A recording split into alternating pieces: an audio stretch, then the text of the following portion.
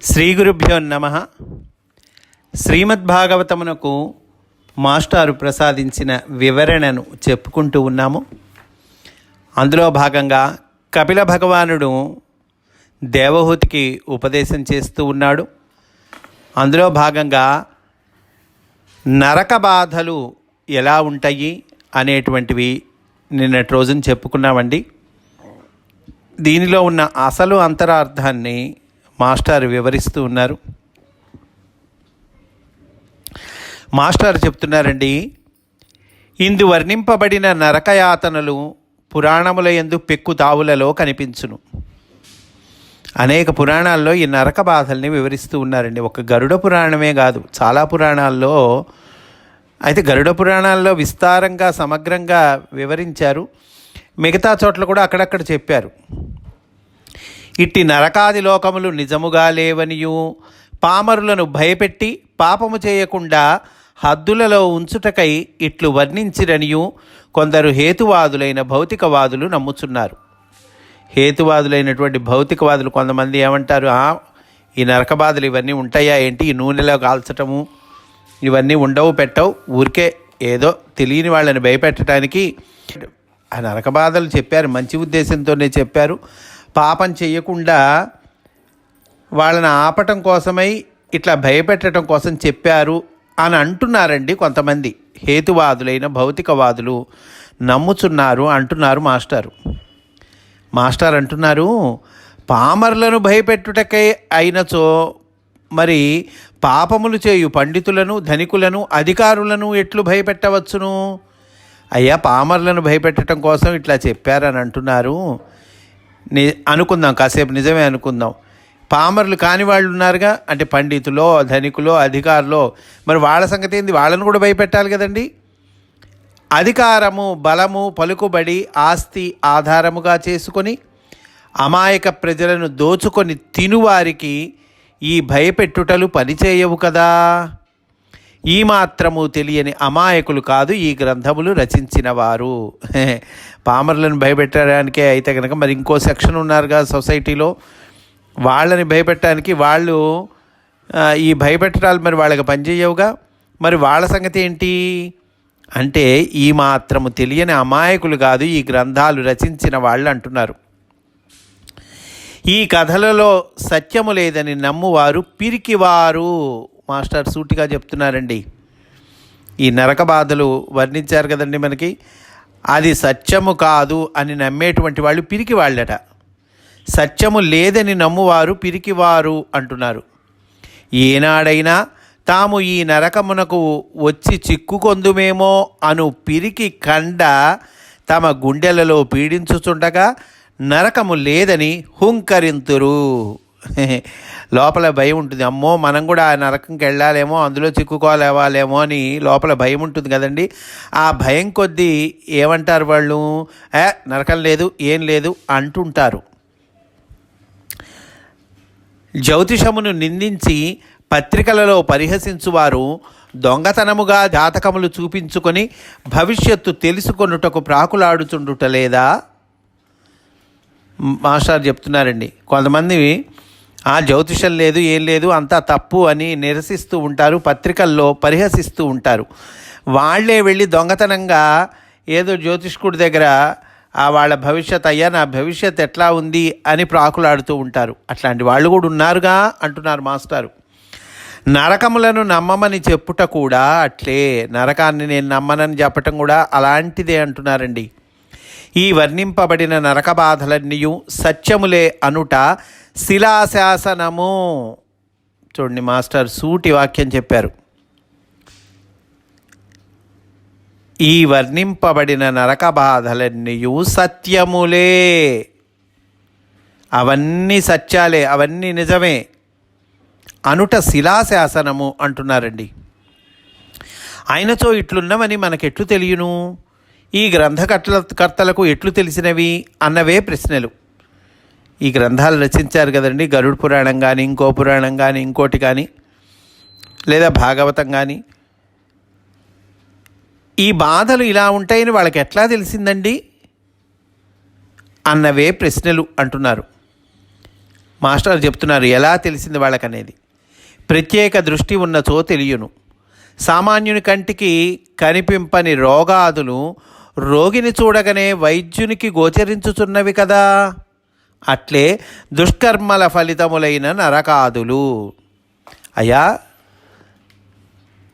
ఒక్కొక్కసారి రోగిని చూడగానే వాడికి కూడా తెలియని, వాడిని బాధిస్తున్నటువంటివి, పైకి కనిపించినటువంటివి, కంటికి కూడా కనిపించినటువంటి రోగాలు ఆ వైద్యుడికి తడతాయి.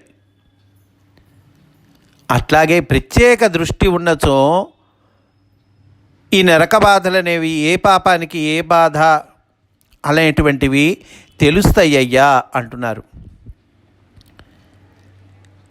దుష్కర్మల ఫలితాదులైనటువంటి నరకాదులు కూడా తెలుస్తాయి వాడికి.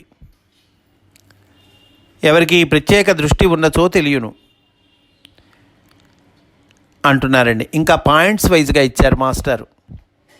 ఒకరినొకరు మోసము చేసుకొనుట భయము వలననే కదా. పొట్ట గడవదేమో, కుటుంబమును పోషింపలేనేమో అను భయము వలన పాప బుద్ధి పుట్టును. భయం వల్ల పాపం బుద్ధి పుడుతుందటండి. అయ్యో, నేను పొట్ట గడవదేమో, కుటుంబాన్ని నేను పోషింపలేనేమో, ఇలాంటి భయాలు ఉంటాయే, వాటి వలన పాప బుద్ధి పుడుతుంది. దానితో మానవుల పరస్పర సంబంధము చెడును, బాధలు జీవులను ముంచెత్తును అంటున్నారు. ఆ తర్వాత కొందరిని తనవారు అనుకొని అభిమానపడుట భ్రాంతి. నా వాళ్ళు, నా భార్య, నా పిల్లలు, నా స్నేహితులు, నా కుటుంబము, ఇట్లా అనుకుంటాం కదండి. కొందరిని తనవారు అనుకొని అభిమానపడుట భ్రాంతి. బిడ్డలు తనకు పుట్టినవారు కనుక తన మాట వినవలెనని, నా పిల్లలు నా మాట వినాల్సిందే అని అనుకుంటాం మనసులో మనం. తాను పెళ్లి చేసుకొనుట వలన భార్యపై తనకు అధికారము ఉన్నదని తలచుట మరి ఒక భ్రాంతి. నేను పెళ్లి చేసుకున్నా కాబట్టి ఈమె మీద నాకు అధికారం ఉంది అని తలుచుకోవటం అని అనుకోవటం అదొక భ్రాంతి అండి. అట్లాగే పిల్లలు కూడా నా మాట వినాలనుకోవటం భ్రాంతి. ఇద్దరి మధ్య సంబంధములు పరస్పర ప్రవర్తనమునందలి నిర్భీతి వలన బలీయమగును. ఇద్దరి మధ్య సంబంధాలు బలీయం ఎట్లా అవుతాయి అంటే కనుక పరస్పర ప్రవర్తనమునందలి నిర్భీతి వలన, ఒకళ్ళతో ఒకళ్ళు ప్రవర్తించేటప్పుడు ఆ నిర్భీతి, భయం లేకపోవటము అనేటువంటిది ఏదైతే ఉందో, అంటే వాళ్ళ మీద నమ్మకం కొద్దీ భయం లేకుండా ఉంటుందండి మనకి. ఇద్దరి మధ్య సంబంధములు పరస్పర ప్రవర్తనమునందలి నిర్భీతి వలన బలీయమగును, దానివల్ల బలపడతాయట. ఇక్కడ ఈ మాస్టర్ వాక్యాన్ని మనము ఇడిదిప్పు కూడా చెప్పుకోవచ్చండి. ఇద్దరి మధ్య సంబంధాలు ఎట్లా బలీయమవుతాయి, ఎప్పుడు బలీయమవుతాయి అని అంటే కనుక పరస్పర ప్రవర్తనమునందలి నిర్భీతి వలన. ఒకళ్ళతో ఒకళ్ళు ప్రవర్తించేటప్పుడు భయం ఉండకూడదు లోపల మనస్సులో, అప్పుడు వాళ్ళిద్దరి మధ్య సంబంధాలు బలమవుతాయిట. ఒకరినొకరు సందేహించుట వలన, భయపడుట వలన చెడ్డ సంబంధములు ఏర్పడును. ఒకళ్ళనొకళ్ళు సందేహిస్తున్నారనుకోండి, లేదా ఒకళ్ళంటే ఒకళ్ళు భయపడుతున్నారనుకోండి, అప్పుడు చెడ్డ సంబంధాలు ఏర్పడతాయిట వాళ్ళిద్దరి మధ్యలో కూడా. ఆ భయము, ఆ సందేహము లేనప్పుడు సంబంధాలు బలమవుతాయి. అపకారము చేసుకుందరు. ఇట్లా చెడ్డ సంబంధాలు ఏర్పడిన తర్వాత ఏం చేస్తారు, ఒకళ్ళకొకళ్ళు అపకారం చేసుకుంటారు. కనుక సంబంధములకును మనం అనుకున్న చుట్టరికములకును సంబంధము లేదు. ఇది తెలియక మమకారపడుట వలన మిగిలిన వారికి అపకారము చేయుదము. నా వాళ్ళు అనుకొని మనం మమకారం పడతాం చూసామండి, దానివల్ల ఏం చేస్తాం, మిగిలిన వాళ్ళకి అపకారం చేస్తాం. నీ వాళ్ళు కాని వాళ్ళకి అపకారం చేస్తావు. అసలు నా వాళ్ళు అనేటువంటిది ఏంది, అది సంబంధములకును చుట్టరికములకును సంబంధం లేదంటున్నారు. ఆ తర్వాత పాయింట్ చెప్తున్నారండి. మనలను ఆశ్రయించిన వారిని పోషించున్నది మనము అనుకొనుట వలన భయము పుట్టును. దానితో లోకులను మోసగించుట జరుగును. మనల్ని ఆశ్రయించిన వాళ్ళని పోషించాలి కదండి. అమ్మో పోషించాలి, నేను పోషించుకోవాలి అని అనుకోవటం వల్ల భయం పుడుతుంది. దాంతో ఏం చేస్తాం, మనం లోకుల్ని మోసగిస్తూ ఉంటాం. వారితో విరోధములు ఏర్పడును, పనులు అక్రమముగా చేయుదురు, దానితో జీవనోపాధి చెడును. మమకారము చేత కొందరికి ఆస్తిపాస్తులను కట్టబెట్టుట వలన వారు ద్రోహము చేయుదురు. మమకారం కొద్దికి కొంతమందికి ఆస్తిపాస్తులను కట్టబెట్టడానికి కట్టబెడుతుంటాము. దానివలన వాళ్ళు ద్రోహం చేస్తారు. ఎందుకని, అమ్మో నా మనవడు ఎట్లా, అమ్మో నేను పోతే నా భార్య ఎట్లా, నా పిల్లలు ఎట్లా, నా బంధువులు ఎట్లా, ఏవో రకరకాలు దానికోసం వాళ్ళకి ఆస్తులు కట్టబెట్టడం కోసం ఏదో శ్రమ పడుతుంటాం, అన్యాయాలు చేస్తుంటాం, అక్రమాలు చేస్తుంటాం. తీరా చేసి ఏం చేస్తారు, వాళ్ళు ఎవరికైతే ఆస్తి ఇస్తావో ఆస్తిపాస్తులను కట్టబెట్టడం వలన వారు ద్రోహము చేయుదురు. ఇందలి ప్రతి ప్రవర్తనమునకు దుష్పరిణామం ఉన్నది, దానిని అనుభవించుటయే నరకము. ఇట్లా చెడ్డ పనులు నువ్వు చేస్తున్నావు కదయ్యా, ఇలా చేసేటువంటి ప్రతి ప్రవర్తనమునకు కూడా దుష్పరిణామము ఉన్నది. అంటే చెడ్డ పనికి చెడ్డ ఫలితము ఉన్నది. ఆ చెడ్డ ఫలితాన్ని అనుభవించుటయే నరకము అంటున్నారు మాస్టారు. ఇంకా చాలా అంతరార్థము మనం అనుకునేటువంటి ఈ నరకము, అసలైన నరకం ఏంటి, ఆ నరకం ఎట్లా ఉంటుంది, అసలు దీనికి నరక బాధలు మన పురాణాల్లో చెప్పిన దానికి అసలు రియాలిటీకి ఉన్నటువంటి సమన్వయం ఏమిటి అని మనకి చాలా చక్కగా వివరిస్తున్నారండి. వయస్సున శరీరము చురుకుగా అన్ని పనులు చేయుచుండును. వయసులో ఉన్నప్పుడు బాగానే ఉంటుంది, ఎగురుతాం, గెంతుతాం, అన్ని పనులు చేసుకుంటూ ఉంటాం. ముసలితనము వచ్చు కలదిని మన సామర్థ్యము తగ్గునని ఊహింపలేని వారు చాలామంది కలరు. అరే ఇప్పుడు వయసులో ఉన్నాం, బాగానే ఉన్నాం, ఆరోగ్యంగా ఉన్నాం, అన్ని పనులు చేసుకుంటున్నాం, కానీ రేపు ముసలితనం అనేటువంటిది ఒకటి వస్తుంది, అప్పుడు మన సామర్థ్యం తగ్గుతుంది అనేటువంటిది ఊహించలేని వాళ్ళు చాలామంది ఉన్నారటండి. అది ఊహను కూడా ఊహించలేరట, అంటే ఊహ కూడా చేయలేరు. వారు ముసలివారగుసరికి స్థితిగతులు చెడిపోవును. ఇంకను వయస్సున ఆహార విహారముల యందు క్రమము పాటింపని వారికి వ్యాధులు కలుగును. అంతేకాదండి, ఇది సహజమైనటువంటి విషయమే కదండి, అందరికీ తెలిసిందే కదా. వయసులో ఉన్నప్పుడు ఆహారం పట్ల, వ్యవహారం పట్ల, ఇంకో దాని పట్ల క్రమము నియమము పాటించలేదనుకోండి, ఏమొస్తుంది, వ్యాధులు వస్తాయి, సహజం అది. ఇప్పుడు చెప్పే వాక్యము చాలా జాగ్రత్తగా వినాల్సినటువంటి వాక్యం. ఒక్క వాక్యమే కానీ సమగ్రమైన సారాంశం మొత్తం అందులో ఉంది. కనుక వ్యాధులు వస్తాయి. వయసులో ఉన్నప్పుడు మనం సరిగ్గా కనుక ఆహార విహారముల యందు క్రమం పాటింపకపోతే వ్యాధులు కలుగును. ఇట్టి కర్మ ఫలితములను సమగ్రముగా పర్యవేక్షణము చేయగలిగినచో నరకము యొక్క సత్యత్వము తెలియును. మనం చేసేటువంటి పనుల యొక్క ఫలితాలని మనం గనక సమగ్రంగా పర్యవేక్షణ చేయగలిగితే అసలు నరకం అంటే ఏంటి, ఆ నరకము యొక్క సత్యత్వము నిజమేనా, నరకం అంటే నరక బాధలు నిజమేనా ఉన్నయ్యా, దాని యొక్క నరకము యొక్క సత్యత్వం ఏమిటో తెలుస్తుంది. ఎప్పుడు తెలుస్తుంది, ఈ చేసేటువంటి చెడ్డ పనులు ఉంటాయే, ఆ చెడ్డ పనుల యొక్క ఫలితములను సమగ్రముగా పర్యవేక్షణము చేయగలిగినచో. మనకి ఇదైతే తెలుస్తూనే ఉంది.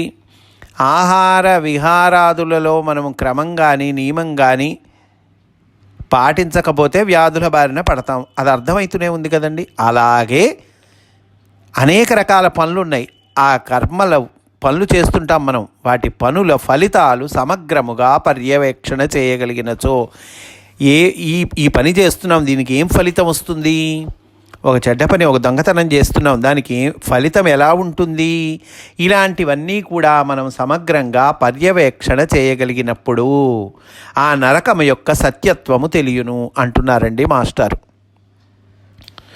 రుణబాధ, అవమానము, అసమర్థత, వ్యాధి, ముసలితనము మొదలగు వాని నిజస్వరూపమే నరకము.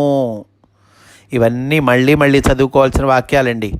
అప్పుల బాధ ఉంది, బాధపడతాం కదండి. అట్లాగే ఎవరైనా మనల్ని అవమానం చేశారు, బాధపడతాంగా. అసమర్థత ఉంది, ఏమి చెయ్యలేని అశక్తులమవుతాం మనం, అప్పుడు కూడా బాధ ఉంటుందిగా. వ్యాధి ఉంది, ఏదైనా జబ్బు చేసింది మనకి, బాధపడతాంగా. ముసలితనం వచ్చింది, ముసలితనం అంటే నడవలేము, కూర్చోలేము, నిలబడలేము, చూడలేము, వినపడదు, కనపడదు, ముసలితనము వస్తుంది కదండి. వాటి నిజస్వరూపమే నరకము. నరకం అంటే ఇదేనయ్యా, ఇవన్నీ అనుభవిస్తున్నాం కదా, అదే నరకము. మాస్టర్ చెప్తున్నారండి, ఆహార విహార దోషముల వలన శరీరమున పుట్టునట్టి వ్యాధులు వివిధ బాధలు కలిగించును. రకరకాల రోగాలు, ఆ రోగాలు రకరకాల బాధలు కలిగిస్తాయండి. మాస్టర్ చెప్తున్నారు, నరకంలో మనం అనేక రకాల బాధలు పడతాం. కుంభీపాకం అంటున్నారు, వేడి వేడి నూనెలో వేయిస్తారు, కాకులతో పొడిపిస్తారు, ఆ యమభట్టులు వచ్చి చండ్రకోళ్లతో కొడతారు. ఏవో గరుడ పురాణంలో కానీ ఇంకో చోట కానీ రకరకాల బాధలు వర్ణించారు కదండి.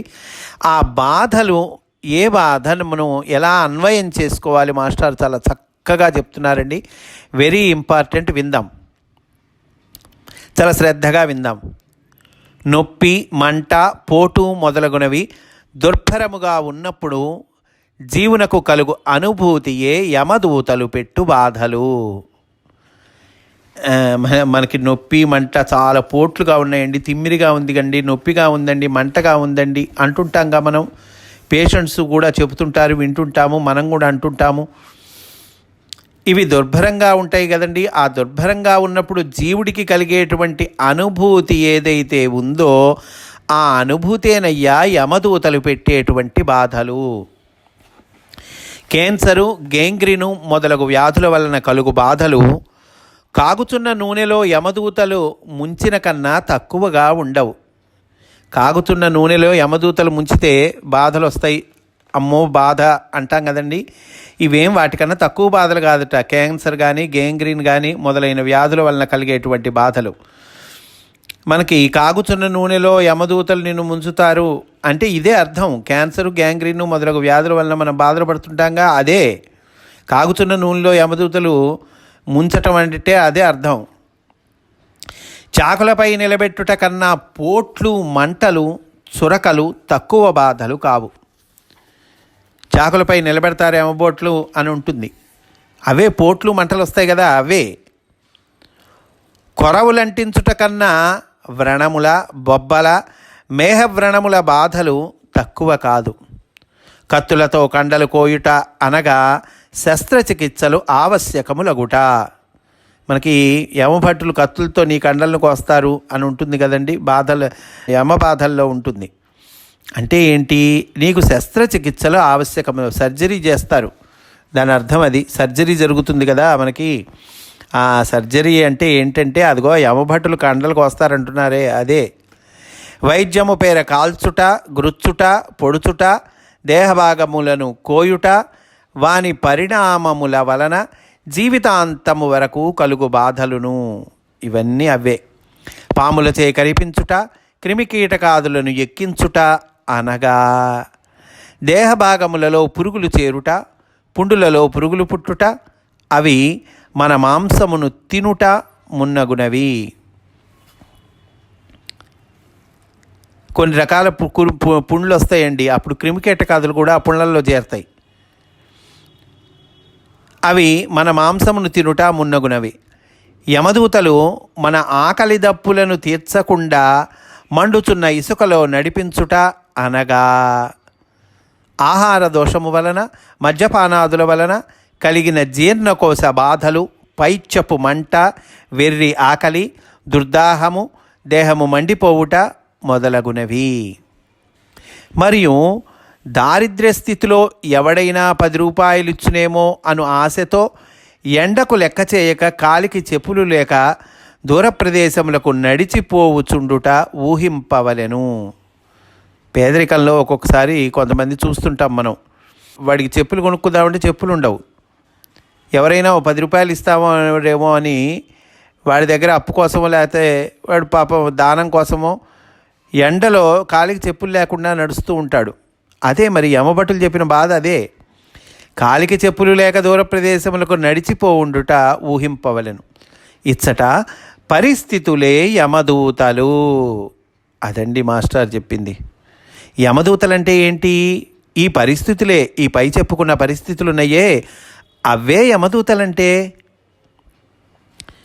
ప్రయాణమున యమదూతలు తిట్టి భయపెట్టుదురు అనగా, ఇది కూడా చెప్పారుగా, యమబాధల్లో ప్రయాణంలో యమదూతలు తిడుతుంటారు, భయపెడుతుంటారని చెప్పారుగా. అంటే అర్థం ఏంటండి? తప్పు చేసిన వానిపై అధికారులు, పోలీసులు, న్యాయస్థాన శాఖ వారు, మనకు అప్పించిన వారు, అద్దెకున్న ఇంటి యజమానులు మున్నగు అంశములను ఊహింపవలెను. ఒక్కొక్కసారి పోలీసులు పట్టుకొని చితకబాస్తారు, లేకపోతే పోలీసులు అరుస్తారు. అట్లాగే న్యాయశాఖ వాళ్ళు, అట్లాగే మనకు అప్పించిన వాడు వచ్చి ఇంటి మీదకి వచ్చి అరుస్తాడు. అద్దెకున్న ఇంటి యజమానులు మనకు అద్దెకున్న వాళ్ళ మీద అరుస్తుంటాడు. ఇలాంటి అంశములను ఊహింపవలను అంటారు. వీనికి ఉపమానప్రాయములైన కవి సమయములే యమలోకమందలి విశేషములు. అవేనయ్యా యమలోకమందలి విశేషాలంటే. తాను చనిపోవు ముందు బంధువులు చుట్టూను చేరుట, వారు తన్ను చూచుట, తను వారిని చూచుట, సంభాషించు ప్రయత్నములు నిష్ఫలమగుట వాస్తవములే కానీ ఉపమానములు కావు. ఇవి వాస్తవాలండి. బంధువులు చుట్టూ చేరటం, తనని చూడటం, తను వారిని చూడటం, సంభాషించడానికి ప్రయత్నం చేయటం, నిష్ఫలమవటం, ఇవి వాస్తవాలే కానీ ఉపమానములు కావు. యమలోకమందలి మనకి చెప్పినటువంటి ఆ బాధలు, ఆ విశేషాలేంటి? ఇవి ఉపమానములు. వీనికి ఉపమానప్రాయములైన కవి సమయములే యమలోకమందలి విశేషములు అంటున్నారు. ముసలితనమున వ్యాధుల వలన ఆకలి చచ్చుట, ఆశపడి రుచి కోసము తినబోయినచో ఎక్కిళ్ళు వచ్చుట, వాంతులు పుట్టుట ప్రత్యక్ష నరకములే కానీ ఉపమానములు కావు. ఇవన్నీ ప్రత్యక్ష నరకాలండి, ఇవి ఉపమానాలు కావు. దుష్ప్రవర్తన చేసిన వాని మరణము వ్యాధుల వలన భయంకరముగా ఉండును. వాడి మరణం భయంకరంగా ఉంటుందట.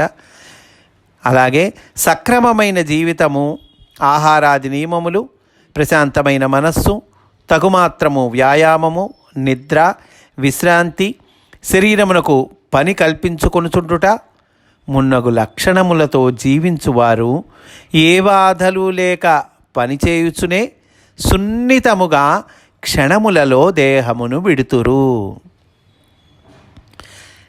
ఏమంటే అందరం కోరుకుంటాం కదా, మనకు కూడా ఉంటుంది కదా, ఏ బాధ పడకుండా క్షణాల్లో సున్నితంగా దేహాన్ని విడవాలని మాస్టర్ చెప్తున్నారు. అట్లా ఏ బాధ లేకుండా పని చేస్తూనే సున్నితంగా క్షణాల్లో దేహాలను విడవాలంటే ఎలా ఉండాలట? సక్రమమైన జీవితం ఉండాలి. మంచి జీవితం, పరోపకారము, భగవద్భక్తి, ఇట్లా సక్రమమైన జీవితం ఉండాలి. ఆహారాది నియమం ఉండాలి, ప్రశాంతమైన మనస్సు ఉండాలి, తగుమాత్రం వ్యాయామం ఉండాలి, నిద్ర విశ్రాంతి ఉండాలి, శరీరానికి పని కల్పిస్తూ ఉండాలి. అదిగో అట్లా మున్నగు లక్షణములతో జీవించేటువంటి వాళ్ళు ఏ బాధలు లేక పని చేయుచునే సున్నితముగా క్షణములలో దేహమును విడుతురు అని అంటున్నారండి మాస్టర్. అట్లు కాక దుష్ప్రవర్తనము కలవారికి వాతము వలన వణుకు, పక్షవాతము వలన తాను జీవించి ఉండగానే దేహభాగములు చనిపోవుట, పిత్తము వలన మంటలు, ఆకలి దప్పులు, నొప్పులు, పోట్లు, తిమ్మెరలు, కఫము వలన ఉక్కిరి బిక్కిరి మున్నగునవి క్రమముగా ముంచుకొని వచ్చి మృత్యు సమయమునకు చాలా కాలము ముందు నుండి అవి బాధించును. దుష్ప్రవర్తనం గల వాళ్ళకి అదిగో ఆ మృత్యు సమయానికి ముందు నుండే, చాలా కాలం ముందు నుండే ఇవి బాధిస్తాయిట. అట్టి బాధలను చిట్ట చివరి క్షణములలో అనుభవించుటయే యమదూతలు వచ్చి కట్టుట, కొట్టుట, లాగుట మున్నగునవి. యమదూతలు వచ్చి కడతారు, తాళ్లతో కడతారు, బంధిస్తారు, లాక్కెళ్తారు. ఇవి చెప్పారు కదండి. ఈ చిట్ట చివరి క్షణంలో అనుభవించేటువంటి ఆ బాధలు ఏవైతే ఉన్నాయో అవేనయ్యా యమదూతలు వచ్చి కట్టుట, కొట్టుట, లాగుట మున్నగునవి అని అంటూ ఉన్నారండి మాస్టారు. ఈ రకంగా మాస్టారు చాలా చక్కగా సమన్వయం చేస్తున్నారు, వివరిస్తున్నారు. ఇవి మనకి ఇంకెక్కడా ఏ పుస్తకాల్లో దొరకవండి, మాస్టారు మాత్రమే చెప్పగలరు. కనుక ఈరోజు ఇక్కడితో పూర్తి చేసుకుందాం. రేపు కూడా ఇదే అంశంలోని విశేషాలను మనము చెప్పుకుందాము అని సవినయంగా మనవి చేసుకుంటూ స్వస్తి వాసుదేవా.